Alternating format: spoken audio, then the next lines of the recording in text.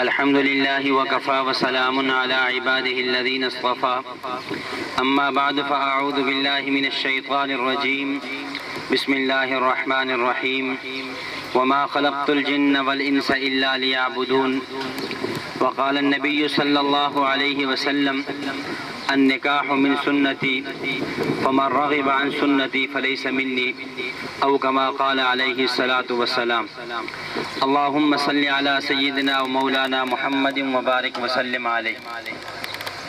قابل صد احترام عزیز بھائی اور دوستو، آج ہم بھائی محمد عامر صاحب کی نکاح کی مبارک تقریب میں موجود ہیں۔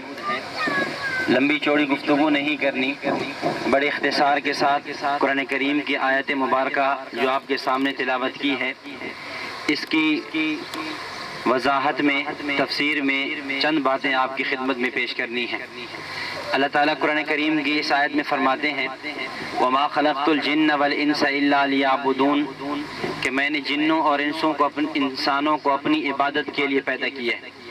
مخلوقات تو میں نے بہت بنائی ہیں، صرف دو مخلوق یعنی جنات اور انسان یہ میری عبادت کے لیے ہیں، اور باقی جتنی بھی مخلوقات ہیں وہ انسان اور جنات کی خدمت کے لیے ہیں۔ اب ذہن میں سوال آ سکتا تھا کہ یا اللہ، آپ نے انسانوں کو اپنی عبادت کے لیے پیدا کیا ہے، تو انسان ہر وقت آپ کی عبادت کیسے کرے گا؟ حالانکہ انسان کے ساتھ تو پیٹ بھی ہے، اس نے کھانا بھی ہے، اس نے کمانا بھی ہے، اس نے پینا بھی ہے، انسان کے پاس شہوت کے تقاضے بھی ہیں، تو وہ ہر وقت آپ کی عبادت میں کیسے مصروف رہے گا؟ تو اس کا جواب دیا کہ اگر انسان نبی اکرم صلی اللہ علیہ وسلم کی سنت کے مطابق، آپ کے مبارک طریقوں کے مطابق زندگی گزارے گا، تو اس کا ایک ایک عمل، اس کی زندگی کا ایک ایک لمحہ وہ عبادت میں شمار ہوگا۔ اگر نبی اکرم صلی اللہ علیہ وسلم کے مبارک طریقے کے مطابق کھانا کھائے گا تو یہ کھانا عبادت ہوگا۔ اگر نبی اکرم صلی اللہ علیہ وسلم کے مبارک طریقے کے مطابق شادی کرے گا تو یہ شادی کرنا عبادت ہوگا۔ نکاح کرے گا، یہ نکاح کرنا عبادت ہوگا۔ الغرض صبح اٹھنے سے لے کر رات سونے تک، اور بچے کے پیدا ہونے سے لے کر فوت ہونے تک، زندگی کا ہر عمل، زندگی کا ہر قول و فعل اگر امام الانبیاء سرور کائنات حضرت محمد رسول اللہ صلی اللہ علیہ وسلم کے مبارک طریقے کے مطابق ہوگا، سنت کے مطابق ہوگا، تو یہ اس کے لیے عبادت ہوگی۔ ایک دفعہ یہود کے ایک عالم نے امیر المؤمنین سیدنا عمر بن خطاب رضی اللہ تعالیٰ عنہ سے پوچھا، اے عمر، آپ یہ بتائیں آپ دن میں 24 گھنٹوں میں کتنے گھنٹے عبادت کرتے ہیں؟ سیدنا عمر بن خطاب رضی اللہ تعالیٰ عنہ فرمانے لگے کہ ہم 24 گھنٹے عبادت کرتے ہیں۔ وہ یہودی عالم بڑا حیران ہوا اور کہنے لگا کہ اے عمر، یہ کیا کہہ رہے ہو؟ کیا 24 گھنٹے عبادت یہ ممکن ہے؟ آپ کیسے 24 گھنٹے عبادت کرتے ہو؟ اس کے دوران آپ نے کھانا بھی تو ہے، آپ نے پینا بھی تو ہے، قضاء حاجت بھی ہے، گھر کے کام کاج بھی ہیں، اتنے مشاغل اور مصروفیات بھی ہیں، تو پھر 24 گھنٹے عبادت کا کیا مطلب؟ تو سیدنا عمر رضی اللہ تعالیٰ عنہ فرمانے لگے کہ ہمارے محبوب صلی اللہ علیہ وسلم نے ہمیں ہر موقع کی سنتیں دی ہیں۔ آپ علیہ السلام نے ہر موقع پر مبارک تعلیمات دی ہیں۔ آپ نے ہمیں بتایا ہے ہم نے کھانا کیسے ہے، آپ نے ہمیں بتایا ہے ہم نے پینا کیسے ہے، ہم نے سونا کیسے ہے، خوشی کا موقع ہو، شادی کا موقع ہو، ہم نے کیسے گزارنا ہے۔ الغرض ہمارے نبی کی تعلیمات ہر موقع پر موجود ہیں، اور جب ہم اپنے نبوت کی تعلیمات پر عمل پیرا ہوتے ہیں تو یہ نبوت کی تعلیمات پر عمل کرنا یہ سنت ہے اور یہی عبادت ہے۔ تو گویا ہماری زندگی کے 24 گھنٹے یوں عبادت میں گزر سکتے ہیں۔ تو چونکہ نکاح کا موقع ہے، اس لیے ہمیں چاہیے ہم اپنی زندگی کے ہر موقع کو نبی اکرم صلی اللہ علیہ وسلم کی تعلیمات کے مطابق ڈھالیں، آپ علیہ السلام کی سنت کے مطابق ڈھالیں۔ اور آپ علیہ السلام کی سنتوں میں سے ایک سنت نکاح ہے۔ اب نکاح کے حوالے سے ایک نظریہ کافر کا ہے، ایک نظریہ مسلمان کا ہے۔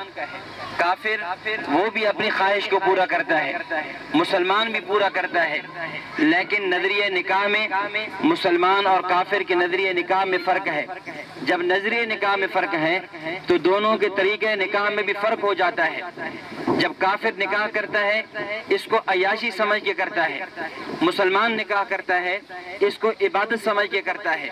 جب دونوں کے نظریے میں فرق آیا، کافر نے بھی نکاح کیا لیکن اس کو عیش سمجھ کے کیا، مسلمان نے بھی کیا لیکن اس کو عبادت سمجھ کے کیا۔ جب نظریہ بدلتا ہے عبادت کا طریقہ خود بخود بدل جایا کرتا ہے۔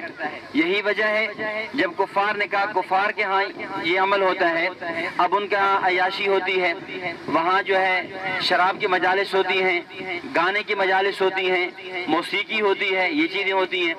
لیکن چونکہ مسلمان اس کو عبادت سمجھ کے کرتا ہے تو عبادت کا معنی یہ ہے جب مسلمانوں کے ہاں نکاح ہو وہاں اس میں خطبہ پڑھا جاتا ہے، اس خطبے میں قرآن کریم پڑھا جاتا ہے، نبی اکرم صلی اللہ علیہ وسلم کی احادیث پڑھی جاتی ہیں، نبی اکرم صلی اللہ علیہ وسلم پر درود بھیجا جاتا ہے، دعا کی جاتی ہے، اور یہ ساری چیزیں عبادات سے تعلق رکھتی ہیں۔